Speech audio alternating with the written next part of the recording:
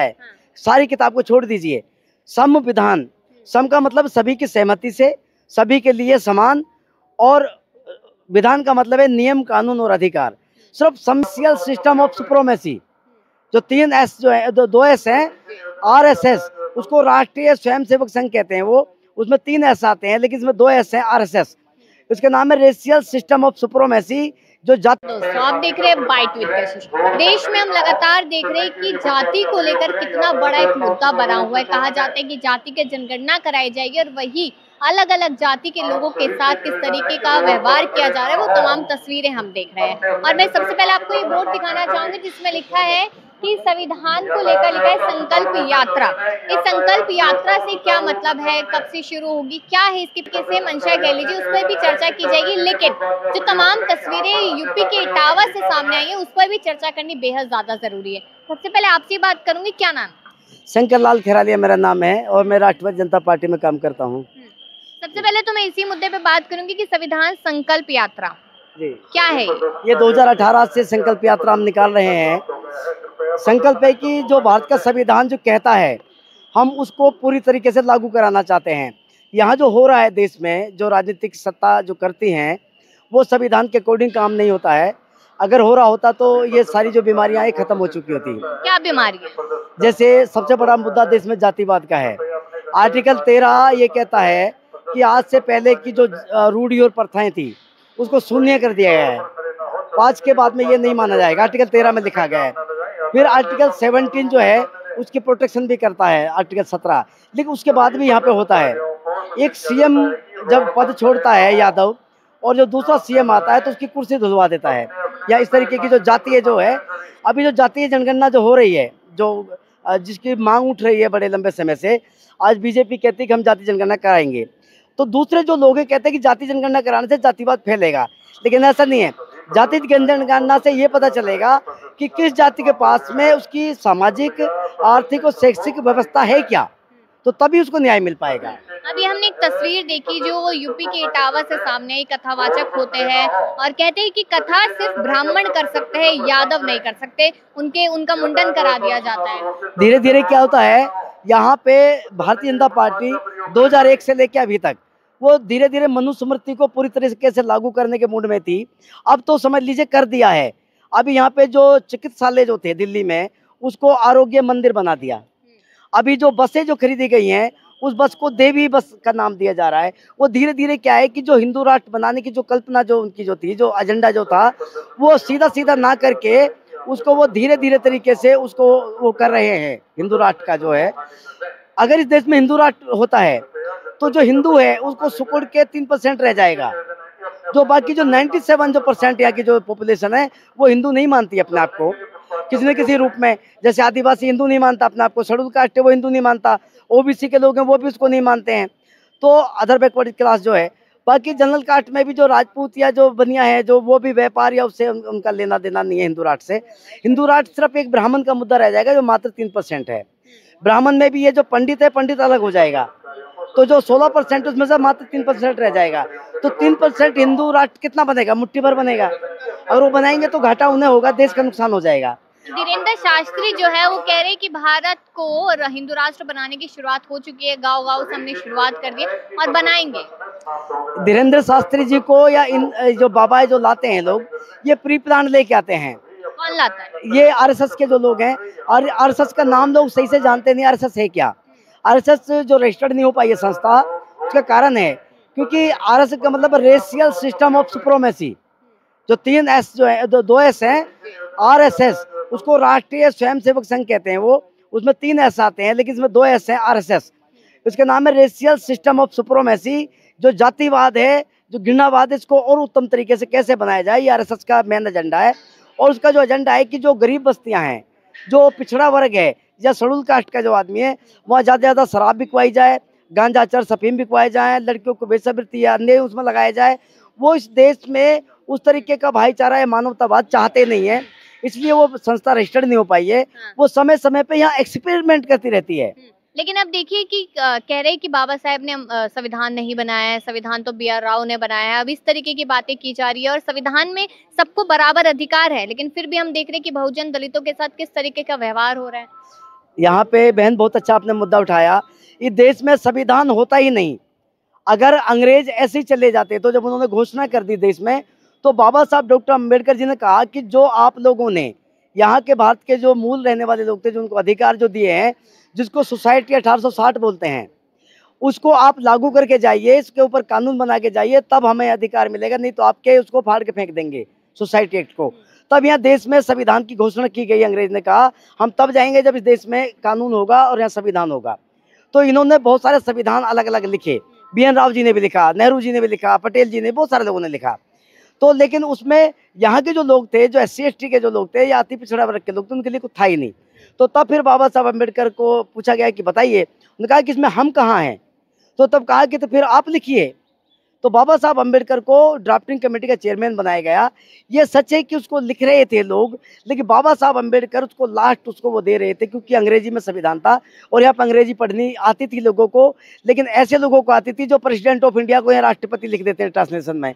ऐसे अंग्रेजी पढ़े लिखे लोग थे। बाबा साहब ज़्यादा पढ़े लिखे आदमी थे, तो इसलिए उन्होंने इस संविधान की ड्राफ्टिंग पूरी करी, उसको वेरीफाई किया, फिर राजेंद्र प्रसाद जी के पास गए और तब उसके ऊपर मोहर लगी संविधान पे। एक तरफ आप देखिए जातिगत जनगणना की बात होती है, दूसरी तरफ मोदी जी कहते हैं कि 140 करोड़ जनसंख्या जो है देश की वो मेरा परिवार है। उसके बावजूद भी खास करके यूपी से, बिहार से ऐसे केस आते हैं जहाँ पर अति पिछड़ा वर्ग के साथ जो व्यवहार हो रहा है, उसको लेकर क्या कर रही है जनता, क्या चाहती है जनता? जनता नहीं मेरी बहन, 3 मिनट में एक लड़की का यहाँ बलात्कार होता है देश में। ये रेशियो बता रहा हूँ मैं। 3 मिनट में एक बेटी का बलात्कार होता है, उसको नंगा करके घुमा दिया जाता है, उसका मुंह काला कर दिया जाता है, उसकी हत्या कर दी जाती है सरेआम। जो यहाँ पे जिस तरीके का बहन है मेरी, मैं आपको बता नहीं सकता, जैसे जो घृणा उसके साथ, घृणित तरीके से उसके साथ जो किया जाता है, उसके अंगों को छिन्न भिन्न कर दिया जाता है, ये एक जातीय घृणा है। और ये जातीय घृणा तब बंद हो सकती है जब आर्टिकल 13 पे कानून बने। जो रूढ़ी और प्रथाओं को जो बंद करने का जो प्रावधान है आर्टिकल 13 में संविधान में, ये जब तक खत्म नहीं होगा उसके ऊपर एक दंड का प्रोग्राम। दूसरा, अभी एक कानून की मांग हो रही है कि अगर कोई SC ST का आदमी या अति पिछड़ा वर्ग का आदमी अगर कोई मुकदमा दर्ज कराता है आर्टिकल 17 के आधार पे, तो अगर वो झूठा निकलता है तो उसको 10 साल की सजा होनी चाहिए और डबल जुर्माना। मैंने उनसे सवाल पूछा कि उसकी जाँच कौन करेगा? जो ब्राह्मण है या क्षत्रिय है या कोई भी आदमी वहाँ बैठा हुआ है, अगर वो वहाँ SP लगा हुआ है और एक वहाँ पे शेड्यूल कास्ट का आदमी शिकायत लेके जाती है लड़की, और वो कह देता है जांच में जांच ठीक नहीं है, झूठ बोल रही है वो अपने, क्योंकि बलात्कार में ब्राह्मण फंसा हुआ है या क्षत्रिय फंसा हुआ है, तो ऊंची जाति का है तो उसको बचाएंगे। अगर वो उसको बचाएंगे जातीय तौर पे, ये खास बात है कि जाति का आदमी जाति को बचाता है कहीं ना कहीं तरीके से, खुद नहीं बचाता तो बचवा देता है किसी न किसी तरीके से। तो अगर वो तो झूठा हो जाएगा, तो जो गरीब आदमी जिसकी इज्जत लूटी है और वो बहन अगर वहाँ गई है तो उल्टा उसके ऊपर 10 लाख का मुकदमा भी ठोक दिया, वो तो सुसाइड करेगी, उसके पास कोई रास्ता ही नहीं बचेगा। इस देश में संविधान को रौंदा जा रहा है पूरी तरह से, और भारतीय जनता पार्टी जिस तो संविधान को बचाने की जरूरत है। संविधान को बचाना नहीं बहन, लागू करने की जरूरत है।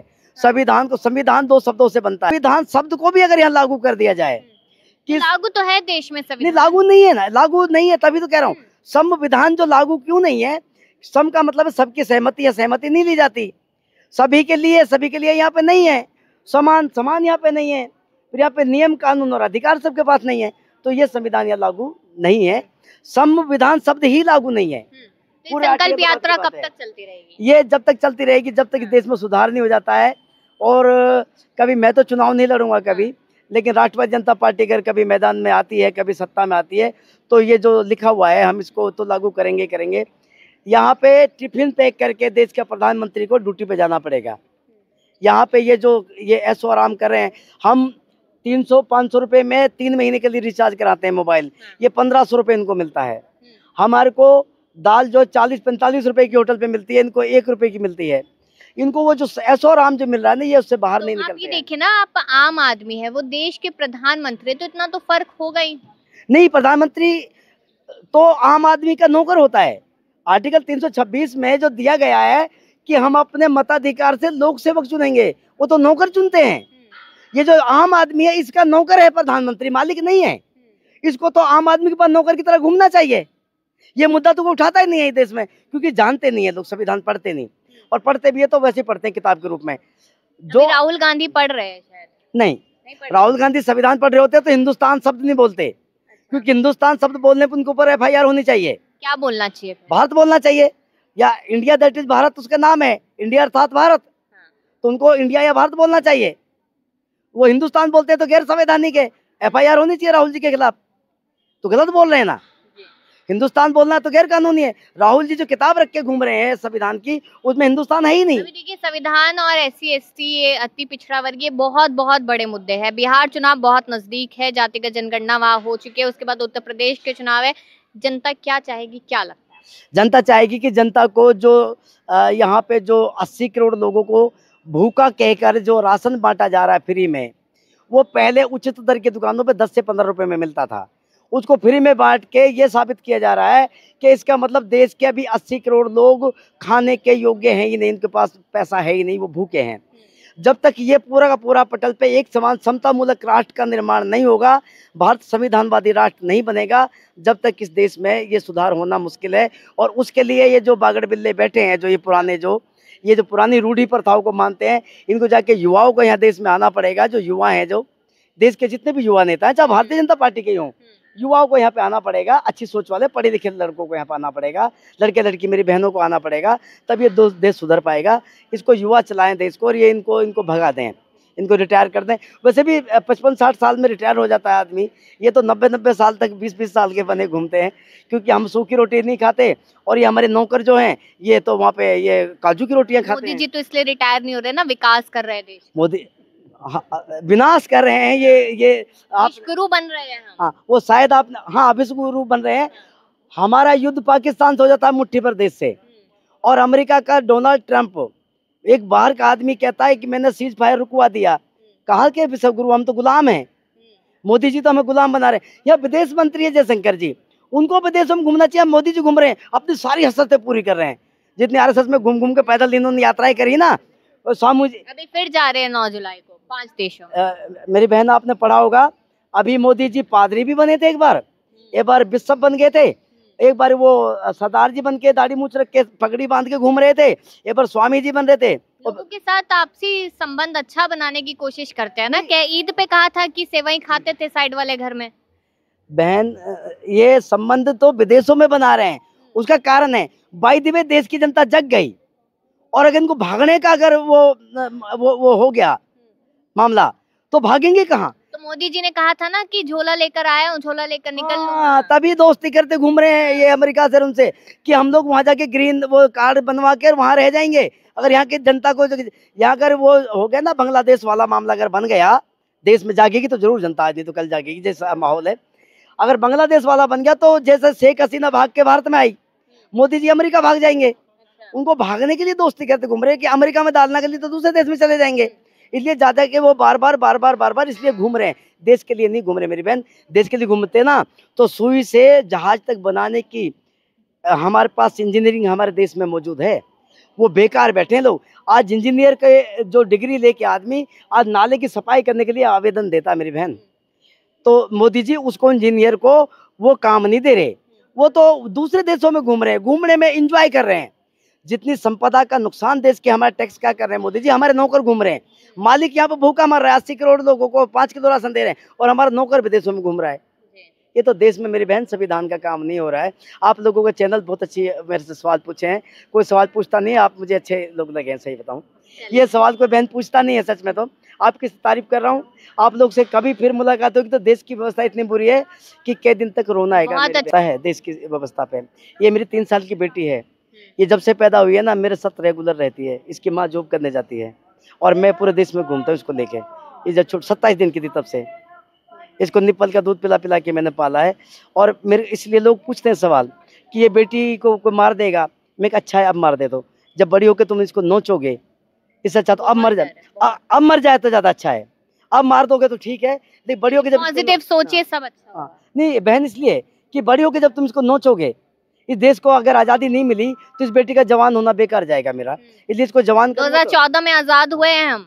हाँ 14 में, हाँ अभी 14 में आजाद हुए हैं, ठीक कह रहे। यस, बिल्कुल, बहुत अच्छा मुद्दा आपने बताया। हम 2014 में जब बीजेपी की सरकार बनी तब हम आजाद हुए हैं, इससे पहले हम आजाद नहीं थे। इंदिरा गांधी जी हमारे देश की प्रधानमंत्री, मैं उनकी बहुत रिस्पेक्ट करता हूँ। क्यों करता हूँ? इमरजेंसी में उन्होंने गलत किया था, उसका मैं विरोध करता हूँ। वो संजय जी के माध्यम से हुआ, जो भी हुआ वो मैं सारा सेक्टर जानता हूँ। उसी टाइम में लोकनायक जयप्रकाश नारायण जी ने ये मुद्दा उठाते, पार्टी उन्हीं की है।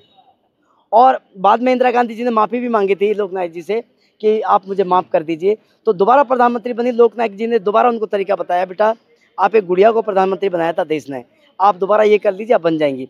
उन्होंने जब बैंकों का राष्ट्रीयकरण किया, भूमि का राष्ट्रीयकरण किया, तो जो हम कृषि का राष्ट्रीयकरण की जो बात कर रहे हैं, सरप्लस एक्ट बनाया, लोगों को भूमि देनी शुरू करी, अधिकार देने शुरू करे। जैसे ही इंदिरा गांधी जी ने ये सब करना शुरू किया, उनको मरवा दिया। अब तो प्राइवेटाइजेशन हो रहा है सब कुछ। हाँ देखिए, बहुत बड़ा मुद्दा है ये, इस पे बहुत लंबी चर्चा हो सकती है। मैं करूंगी अगली बार आपसे इस मुद्दे पे जब चर्चा। देश चलता सरकार से है, तो फिर यह प्राइवेट सेक्टर कैसे हो गया? सवाल है ये बहुत बड़ा, कि जब हम सरकार है, सरकार भी प्राइवेट होनी चाहिए। जब यस सरकार प्राइवेट होनी चाहिए, हमें पीएम भी ठेके पे, प्राइवेट होना चाहिए। हमें ठेके पे एमएलए एमपी खरीद लेने चाहिए। फिर हमें 10 एमएलए में खरीद लूं, 15 ये खरीद ले, 20 वो खरीद ले, और ठेके पे चलाएंगे हम एमएलए एमपीओ को। ये ठीक कह रहे हैं आप, बहुत अच्छा मुद्दा है बहन। फिर कभी अगर चर्चा हुई, क्योंकि यहाँ जो ये हो रहा है ना, ये देश के हित में नहीं हो रहा है। ये लोग बेकार की ना, ये झूठी गप। अभी ये जो भाई आए थे केजरीवाल साहब, इनका भी नारा था जहाँ झुग्गी वहाँ मकान हम बना के देंगे। 10 साल राज किया, कहाँ बना के दी? 2009 में मैंने एक कठपुतली कॉलोनी है, उनकी झुग्गियों को वो वहाँ पे आग लगा दी थी, और वो सोया था। तो डीडीए में कोई साथी थे मेरे, उनसे मैंने पास करा के वहाँ पे 3000 लोगों को मैंने घर दिलवा दिया। जब मैं सामाजिक संगठन में था, पार्टी तो मैंने अभी 2 साल पहले ज्वाइन करी है। जब करिए, जब इन किसानों को मारना शुरू किया, मैं क्या संगठन से बात नहीं बनेगी, अब तो पार्टी में जाना पड़ेगा इनके साथ है। तो उन झुग्गियों पे जैसे ही वो झुग्गी पास हुई डीडीए से, ये तुरंत वहाँ पे पहुँच गए, ये हम करा रहे हैं। जब पास हो गई वो, अभी वो आम आदमी पार्टी, हाँ, ये सारे के सारे लोग, कांग्रेस वाले भी पहुंच गए थे, सब पहुंच गए थे, सब लोग। मैंने कहा वेरी गुड, तुम करा लीजिए, लेकिन लोगों को घर मिलना चाहिए किसी तरीके से। फिर 2012 में बीजेपी ने ये नारा दिया था कि जहां झुग्गी वहीं मकान हम देंगे। सब ने यही नारा दिया। अब देखो झुग्गी टूट रही है, कोई किसी को मकान नहीं दे रहे हैं। दूसरा, ये जो 99 साल के जो पट्टे पे जो जे कॉलोनी जो बसाई गई है, इनको भी जल्दी वापस ले लेंगे। ये हम इनको मालिकाना हक दिलाने की बात करते हैं कि इनको मालिकाना हक दिलाएंगे, पक्की रजिस्ट्री देंगे। जमुना की सफाई पे 78,000 करोड़, 8,000 करोड़। अभी जो रेखा गुप्ता जी ने जो बजट बनाया है, उसमें से सफाई के नाम पे क्या करते हैं, फूल पत्ते निकालते हैं। मैं कहता हूँ यहाँ पे 2 डैम बना दीजिए, दिल्ली में डैम बना दीजिए 2। यमुना को ही साफ करेंगे, क्रूज चलवाएंगे उस पे। नहीं, जमुना, हाँ क्रूज चलवाएंगे, साफ नहीं करेंगे, ये पत्ते निकालेंगे दोबारा से। मैंने कहा जमुना की खुदाई करवाइए ना, उस पर गाद ऊपर तक आ गई, फ्लैट हो गई है वो जो पानी जो बहता दिल्ली में भी बहेगा, अभी जो बारिश आएगी वो इसलिए बहेगा क्योंकि जमुना में पानी को रोकने की जगह ही नहीं है, समतल है वो। खुदाई करवाई। दूसरा, वहाँ अवैध कब्जा जो करा रखा है जमुना पे, उसको छुड़वाइए। जमुना छोड़ी कहाँ, छोटा सा नाला है गंदा यहीं पे, जमुना पे तो कब्जा है पूरा माफियाओं का। अभी बता रहे तिवारी जी जो सांसद है वो गए थे वहाँ पे, और तिवारी जी को भगा के मारा उन्होंने, माफियाओं ने सरकार के सांसद को भगा के मारा। ऐसे कैसे हो सकता है?